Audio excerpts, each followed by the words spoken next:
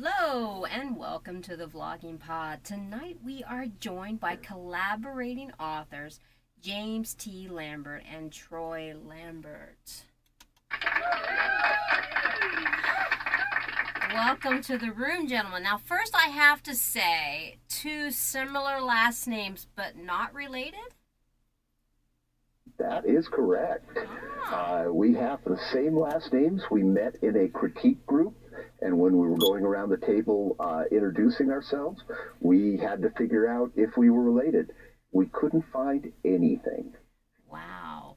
Wow. Well, we do 20 minutes tonight, and I am really excited because I have to tell you guys, I'm a little bit of a Trekkie myself. I don't normally admit it, but I am. So I'm really excited about how you two decided to collaborate. Well, Yeah, go ahead, Jim. okay. Well, actually, it's kind of your story.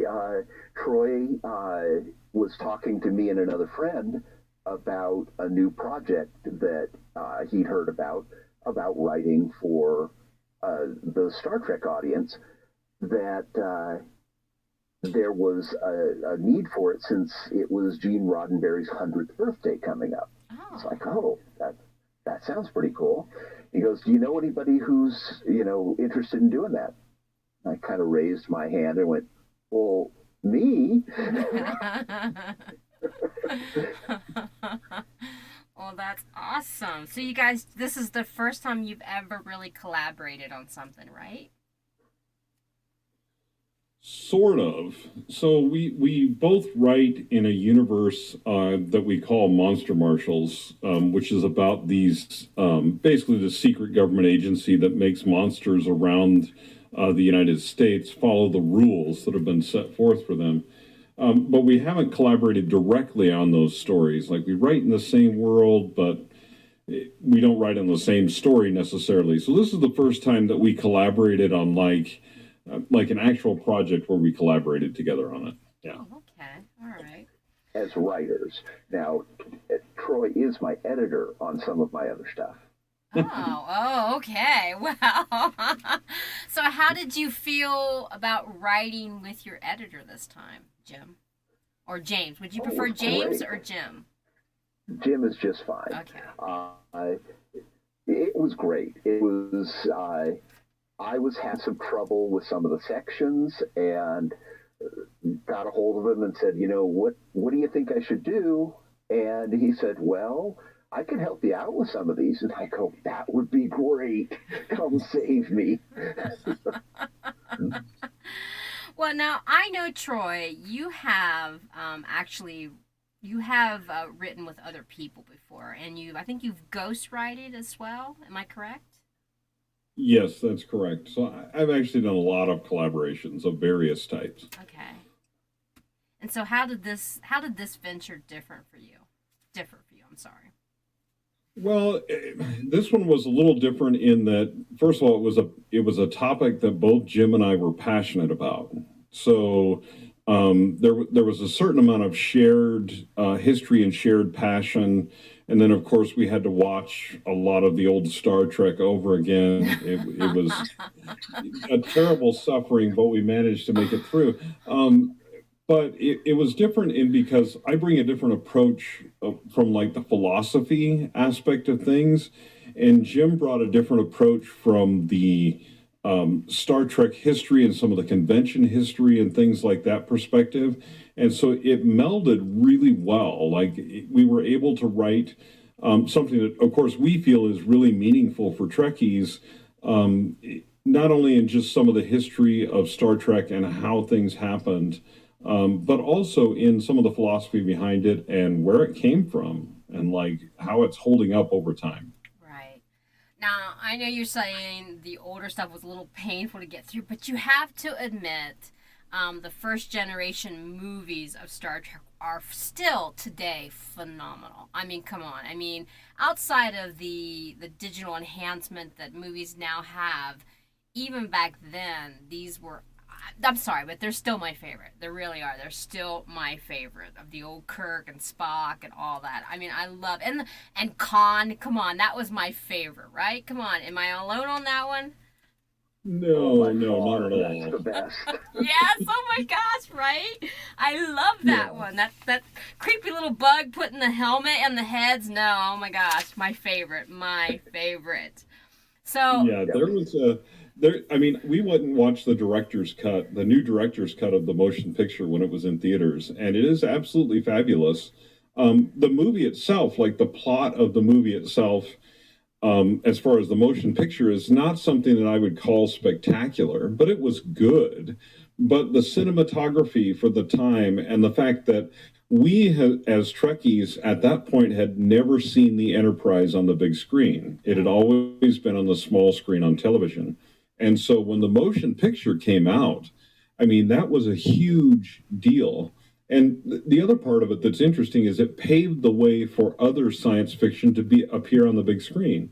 If it hadn't been for Star Trek, there wouldn't be any Star Wars because we kind of paved the way for sci-fi, adventure sci-fi to be something that people would actually pay attention to and watch, and that became popular. right.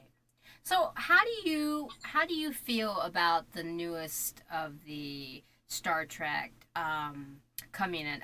Now I have to say I do really love the second generation with Picard. So have you watched the newest Picards? Anybody? Have you gotten into that?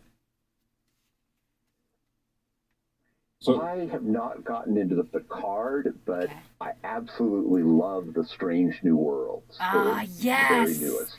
yes. The string off of, oh gosh, I'm gonna mess up the names. My husband's gonna be screaming from the other room. Captain Pike. Yes, yes. I'm really enjoying that one as well. Now, if let's talk about Captain Pike because maybe some people don't know that he actually was before Kirk. Yep. well, right. Yeah, he And was. we know the end of his story. Like, we know what happens to Captain Pike, and they allude to that in Strange New Worlds. But when we met Captain Pike on the original series, we know what happens to him and what his fate is. And so, one of the things I like about Strange New World is they do allude to that, the fact that this came before the original series.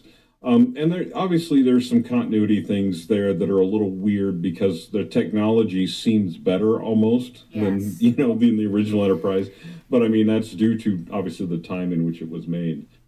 But I like that they allude what happens to Captain Pike, how he ends up, what his fate is, all those different kind of things with Strange New Worlds, and it's much more like the original series than some of the other shows are. Although I enjoy those as well. I mean, I liked Picard. You just have to treat it as its own thing and don't worry about canon too much, and it's fine. Right. So let's get right into the book. Let's talk about the Tao of Trek and its compilation of insight into the Trekkie phenomenon. Give us well, let's break it down for us what you tried to hope to get out of the book for Trekkie fans.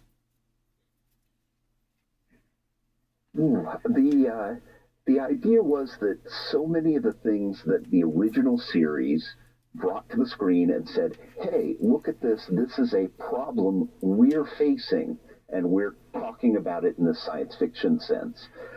Things like people not having enough to eat, uh, different political agendas coming up and dominating a world. And all of these things are relevant to us. And so we've tried to make that clear that they were addressing these things from the beginning, and how they talked about it influenced how our lives were led. The first interracial kiss on American TV was on Star Trek. The when Martin Luther King Jr. stepped in during the second season to talk Nichelle Nichols into continuing on the series, she wanted to quit, and he goes, "No, you're an inspiration. You are an officer on the bridge. You are important in this show." And we need people to be able to look up to you as a role model. Just so many things like that were just calling out to say, this influenced our lives. This isn't just a show. This really made a difference. Right. I can fully understand that.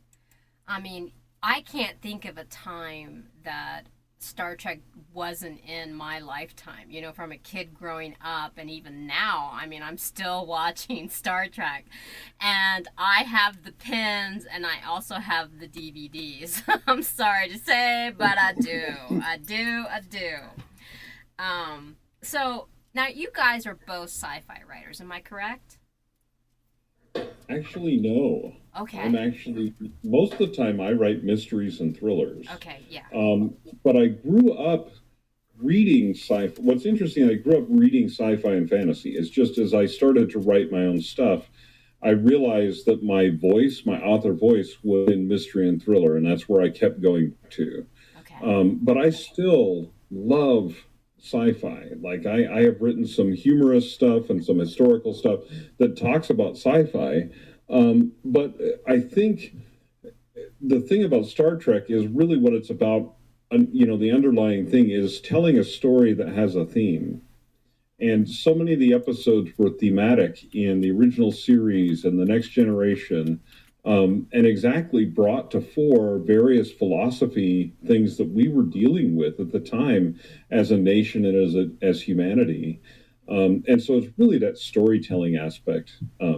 But yeah, no, I'm not normally a sci-fi writer. That's Jim's department. Okay. So as a sci-fi writer, Jim, I mean, how does it hit all points for you? I mean, did it hit all the aspects that you as a writer have goals to hit when you're writing yourself? Did Star Trek, Yeah. or did our book? Star Trek, yeah. With the new series, with the long form, telling a story over the course of a season, between that and the old episodic format, yeah, that really kind of takes all the things that I grew up on, the short stories and the novels and the series, and combines both of those. We get to see both kinds of storytelling, Okay. uh, and I like the not faith in technology. That's not quite the right way to put it, but the understanding that technology can solve some problems by changing how you look at things. The replicators can make food as long as you have energy, Mm-hmm.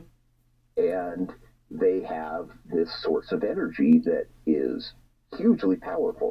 So now they can make food for everyone, and clothing, and housing. And it's like, this is a technological problem. This is a technological solution to a social problem. And often that's what science fiction is about, is thinking outside the box. Right. I wish it were as easy to fix things as Star Trek, I'll be honest with you. Maybe not with all the, lasers and stuff firing around, but as far as food and all the other little things that have already worked out in the future. So now I know, Troy, you say that you don't write sci-fi. You're more of a mystery writer,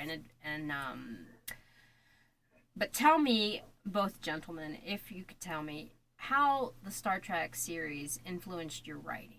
Has it touched your writing in anything that you've done outside of this current book? Has it touched your writing in any way, influenced you in a Uh, oh my goodness, yes, in a huge way. So long story that we don't even have time to tell, but because of my upbringing, Star Trek was like a revelation to me about that things could be different. There was a different way to view the world than the way the people around me viewed the world, and that was true of sci-fi in general. For me, was I was like, oh, there's a new way, a different way to look at the world, and I like that way better than this way other people are trying to tell me to look at things. And so for me, it was a complete game changer. I mean, I remember the first convention I went to with my uncle, And I walked into a hotel in Richland, Washington. I was probably 6, 7 years old, something like that. And a Mr. Spock walked by, and then another one, and I was like, these people all get it. Like they come together over something that's really, really important. And so it really influenced my outlook on life and my philosophy. Sci-fi in general, Star Trek especially, Isaac Asimov to a large extent. So even though I don't write in that genre defined a lot of things about my life and my philosophy as I grew up and got older. Nice. And you, Jim, how has it touched your Yeah. writing? Uh, I mean, a lot of the same things that Troy said. I was a big Asimov, Bradbury, Clark, Heinlein. Those were the things to read back then. And Star Trek, in terms of writing, there were a lot of interest lessons that I didn't know I learned until I started writing. That you don't have to explain how everything works. You know, you can throw a little techno babble at it and move on. And, Nice. uh, you know, you can encapsulate a small story in a short time. You can tell a story that's not actually the set right. If you remember the original series, The Conscience of the King is about Shakespearean theater Mm-hmm. and a theater troupe, but it's also about uh, genocide and someone committing these horrible crimes and getting away with it and never being caught. And it's also about how you get through hard times. If there isn't enough food for everybody, what do you do? And then it's all set in the science fiction setting as the backdrop. It was just, you could put so many things in the pot and stir them together, and you could make something come out that people liked. Right. And I mean, I based one of my novels that's in the works right now on the Arthurian legends, but it's set in the far future with spaceships, Hmm. and none of it will make sense to anybody that, oh, this all came from King Arthur's tales, but it helped me come up with a story. Actually, that So sounds mixing really things. actually that sounds real intriguing for me. So I would be interested in that. So Next year. tell me about the conventions. Now I know just from following your feed, Troy. I know you did some conventions. Was the book out published by then when you were doing the conventions? Yeah, when we went to Fan Fusion in Phoenix, and the book was out, and it was actually really there were some really cool people that we met. I mean, everywhere we go, we meet really cool people whenever we have this book with us, um, because there's kind of a unity among Trekkies and Star Trek fans that's like almost inexplicable, like, and there are times when people will come up and talk to us about Trek for 40 minutes and not buy the book, which is fascinating to me. um, but it's because they see someone who's like part of their tribe, right? Mm-hmm. And there's like this hidden tribe. It's not even a hidden tribe, a huge tribe of Trekkies. And so for me, part of the conventions is not only awareness of getting the book out there, and yes, we want to sell books and all that kind of stuff, but it's also just starting discussion about the philosophy of Trek that maybe just influences how somebody goes about their day a little differently. I mean, one of the things we put on one of our banners is find your own prime directive and boldly go. Mm-hmm. And I mean, if I could impart one thing to people at conventions, that would be it. Is what is your prime directive, and why are you not boldly going into this world? And why are we so timid sometimes with our dreams and the various different things that we do?